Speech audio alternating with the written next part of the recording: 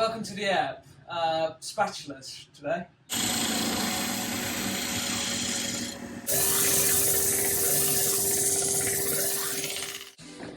Follow me. This is the piece I think we'll use, Mitch, because it's not too big. Whoa! Took the cameraman out. It's cherry, and it'll make a lovely spatula.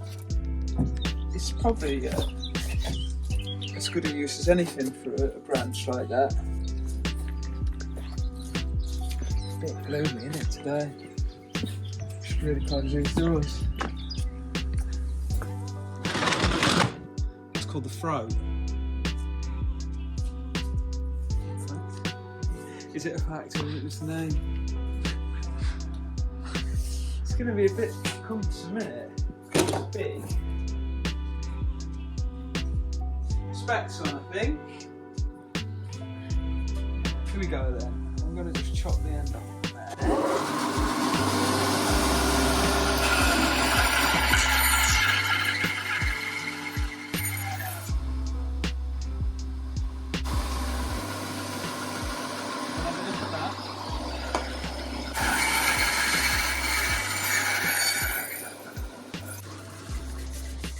So I've managed to get myself a bit longer length there.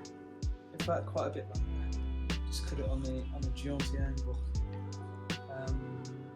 So I'm going to square the end off here.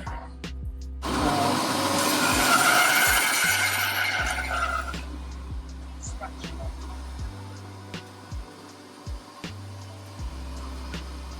So the pip is way up to the outside here. I might be able to just go straight through the middle like that. I'm going to try and split the log right down the middle. Right, here goes then.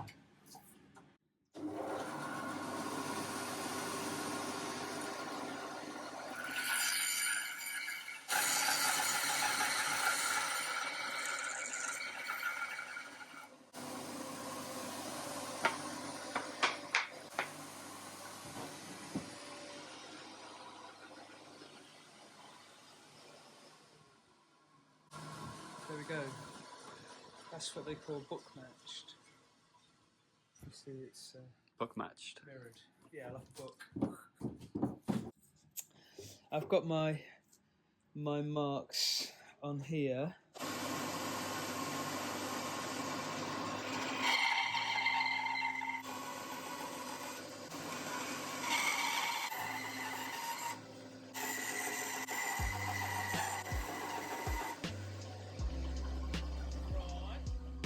Okay, so we've got you start to see them coming together shape-wise. My initial cut's got a bit of a wobble. Now I'm just gonna, actually I might find the smallest one, which could well be that one, yeah. And then this is the next cut. This end may as well be square, and then just go as wide as you can. At the top. Back at the bandsaw, chop the guard a bit more.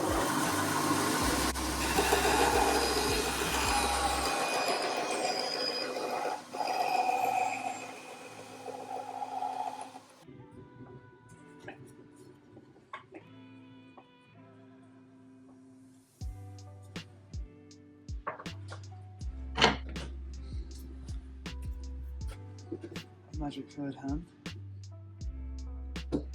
Here we go. It just gives that. That's all it's going to need. That's 55, 27 and a half.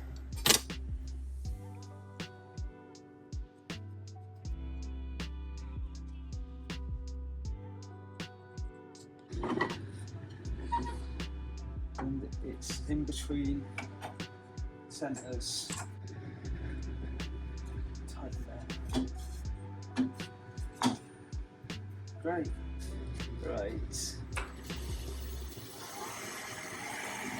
I've been speed up quite high here.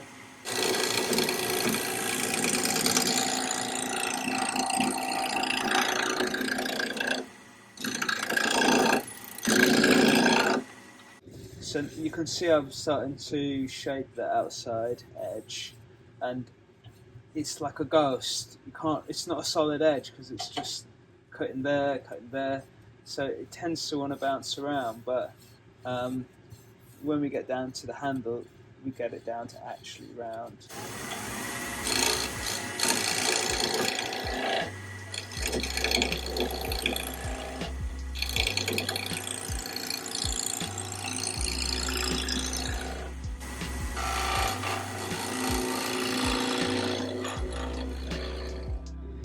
Now, I just try my best to get it clean, but there is sanding that happens later on, and this is going to end up much thinner, so it just doesn't take long to give that a bit of a sand with sandpaper. What I'm really looking for is like a nice even kind of shape. So that looks pretty good. I'll move the tool rest down so I can get to the bottom or the handle end.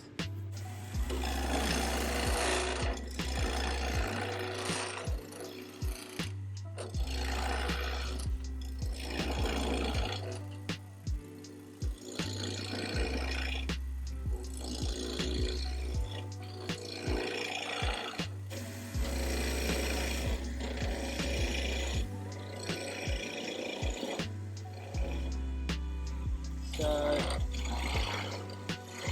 can feel that's round there. It's still fatter than we need it to be.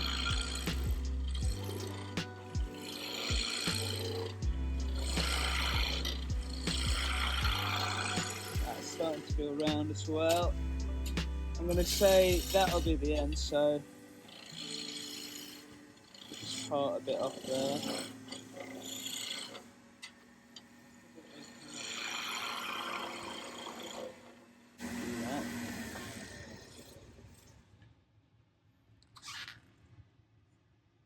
It's a torn grain, but you can see it flexing. See it's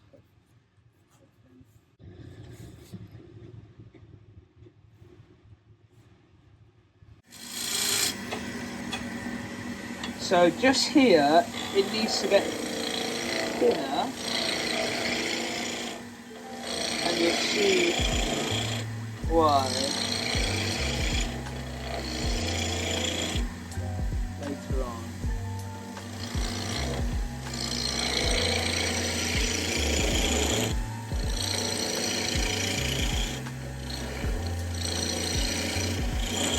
Alright, so now we'll just finish the handle.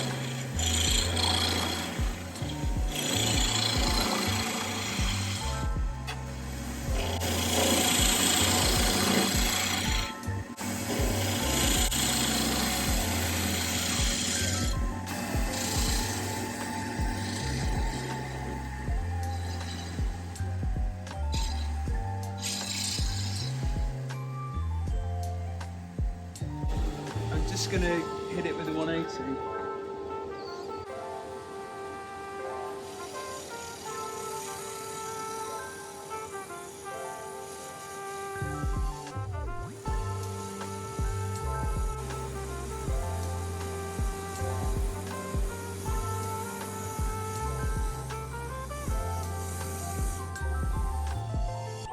Okay, and then I go in line like that, and it just sanding works much better in line with the grain. Gets rid of them swirls. We've turned the lights on. Should have done it hundreds ago.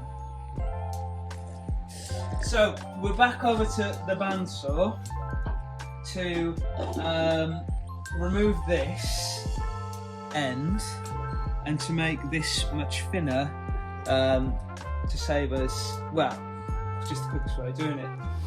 I'm going to sound like that.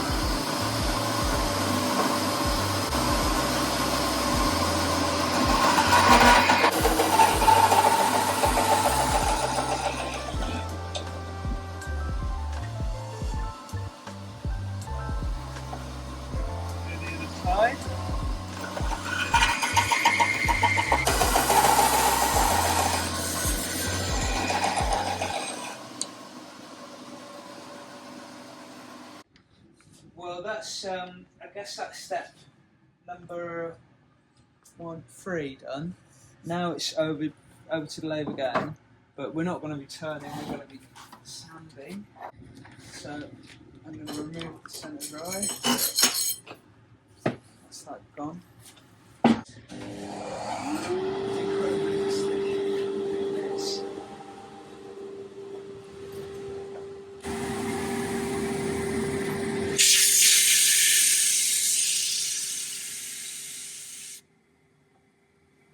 See, that's the saw mark's gone.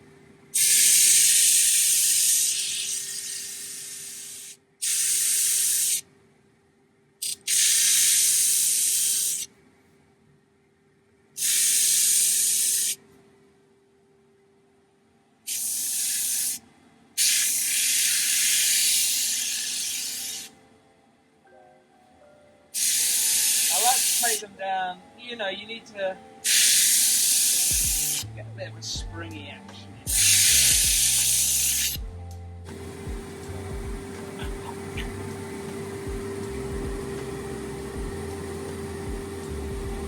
Oh yeah, and then I just do that.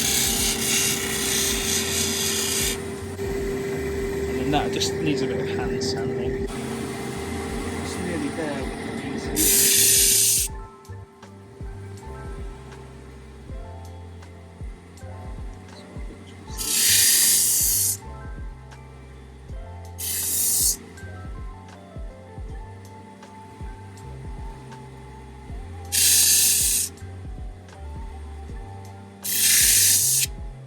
So we're finished with the disc sander. You know, it's done that bulk of refining the shape. The only thing is it puts these cross-grained scratches in it. Now you can just put that onto a 180 pad and it'll pretty much get rid of it. But I've made a new sanding drum. So we're finished with our disc sander. This is the drum sander. It's got 80 grit on that side, it's got 240 on the other. You basically just drive it like between centres, how I was turning the spatula. That little cup there, that's usually what we lose. It's loose. It really is advantageous to have one of those, otherwise you end up just driving that cone in when you really need to get torque on stuff. Whereas that gets it nice and tight, but you don't end up with a giant big hole compression from the cone. We don't need that. So there it is. I bring this right into the back like that, and it just sucks all the dust straight in. So what grit are you going to start on? I'm going to start with the 80. A little bit too fast. I don't really run this too quick. And that's going to help. I guess it helps flatten it off. Also neatens up that little end.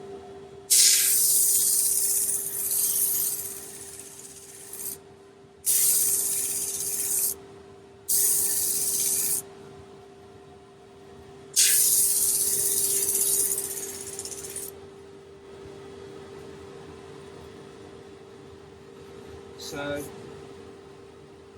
that's the rough stuff done.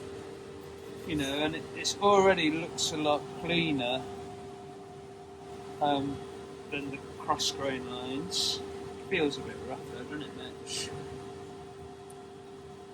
So let's switch over. Some bloody banjos in the way. Over to the 180? 240. 240. Sounds real nice. Yeah, it's just bumping over that little bit of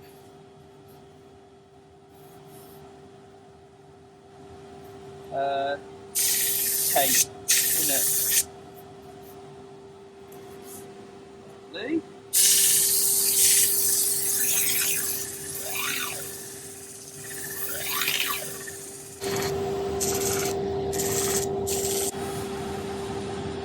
That's really close. I'm just going to get a piece of sandpaper. So I've got a bit of 240 hand sanding to finish it off. just because you end up with sharp edges there.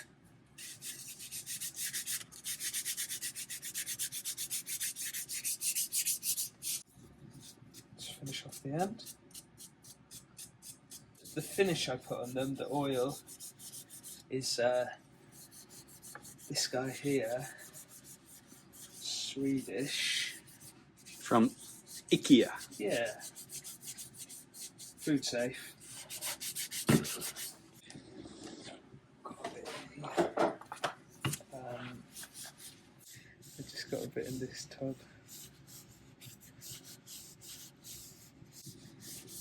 Made some others the other day from maybe plum wood or another sort of fruit wood. We've got that lovely pink colour through it. It's got a bit of oil in there. I'll just buff it off and it's finished. Quick little project. Possibly. No, I'm happy. It's quite thin, but it's nice and light in the hand. So once again, if you've enjoyed that video, now would be a great time to hit the subscribe button if you haven't already, and drop us a little thumbs up.